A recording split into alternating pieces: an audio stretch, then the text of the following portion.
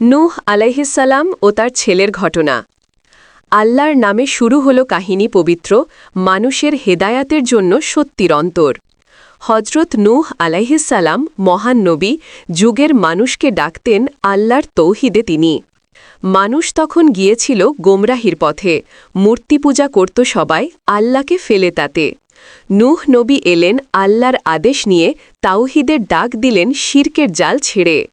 মানুষকে বললেন, হে কওম, আল্লাহকে মানো, শুধু তার ইবাদত করো, গোমরাহি ছাড়ো। কেউ শুনল না তার আহ্বান, দিল তিরস্কার, বলে দিল তুমি শুধু একজন মানুষ সাধারণ। তারা হাসাহাসি করল, দিল অপমান, নূহ নবীর বাণীকে বানালো কল্পকথার গান। তবুও নবী ছিলেন ধৈর্যের পাহাড়, রাত দিন আহ্বান দিলেন, দয়া ছিল অপরিসীম তার। তিনি ডাকলেন গোপনে, ডাকলেন রাতের নীরবতায়, বললেন আল্লাহর কাছে ক্ষমা চাইলে রহমত নামবে, বরকতের দরজা খুলে যাবে, রিজিক তোমাদের বাড়বে। তবুও কওমের হৃদয় হল কঠিন, কেউ শোনে না নবীর ডাক, কেউ দেয় না ঋণ। তাদের গোমরাহি বাড়তে লাগল প্রতিদিন। নূহ নবী কাঁদলেন আল্লাহর দরবারে, দিন রাত চিন্তায় লীন। বললেন, হে আল্লাহ, আমি ডাক দিলাম বারবার, কেউ শোনে না, শুধু করে উপহাস আবার। তখন আল্লাহ দিলেন ওহী তার প্রিয় নবীকে, বললেন হতাশ হয়ো না, আমি আছি তোমার পাশে। একদিন এলো আল্লাহর সিদ্ধান্ত চূড়ান্ত, এই কওমের ওপর হবে আজ আজাব ভয়ঙ্কর। আল্লাহর হুকুম এলো, বানাও এক বিশাল নৌকা, যার ভেতরে বাঁচবে ইমানদাররা, আর সব হবে ধ্বংসে লুকা। নূহ নবী কাঠ কাটলেন, শুরু করলেন কাজ। মানুষ দেখে হাসল, বলল এটা পাগলির সাজ। আকাশে বৃষ্টি নাই, নদীও নাই পাশে, তুমি বানাও নৌকা, কি অদ্ভুত এই আশ্চর্যে।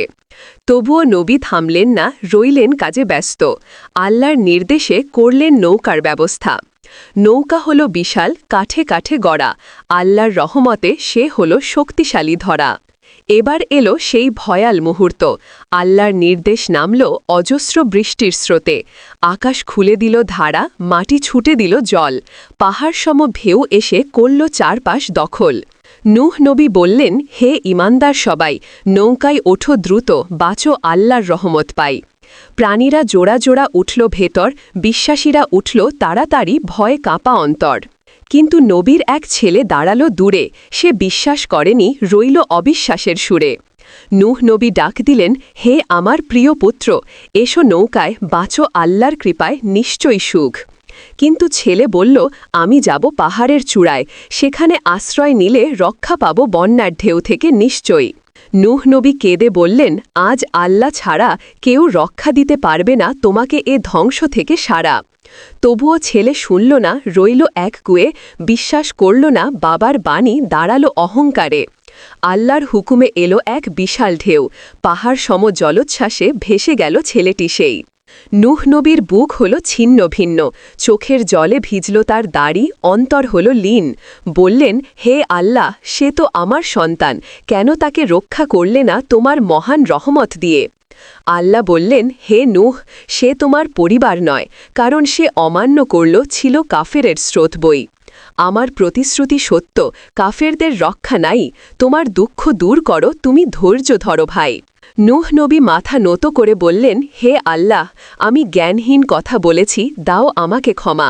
আমি তোমার কাছে আশ্রয় চাই সর্বদা, তুমি দয়ালু, তুমি ক্ষমাশীল, তুমি মহান প্রভু সবার ওপরে। এভাবেই শেষ হল সেই হৃদয় বিদারক কাহিনী। নূহ নবীর ছেলে বাঁচল না, আল্লাহর রহমতে তিনি। এ শিক্ষা দিল, বংশ বা সম্পর্ক কিছুই নয়, শুধু ঈমান আর আনুগত্যই আসল আশ্রয়। যে মানবে আল্লাহর কথা, তারই হবে জয়, অমান্যকারীর পরিণতি শুধু ধ্বংসের স্রোত বই। নূহ নবীর নৌকা ভেসে গেল নিরাপদে, ঈমানদাররা বাঁচল, কাফেরলা হারালো জলে। এই শিক্ষা আজও দেয় আমাদের শিক্ষা, আল্লাহ ছাড়া নেই রক্ষা, নেই অন্য কোনো দিশা। ঈমানই আসল ঢাল, আনুগত্যই আসল পথ, যে মানে না আল্লাহকে, তারই ধ্বংস নিশ্চিত।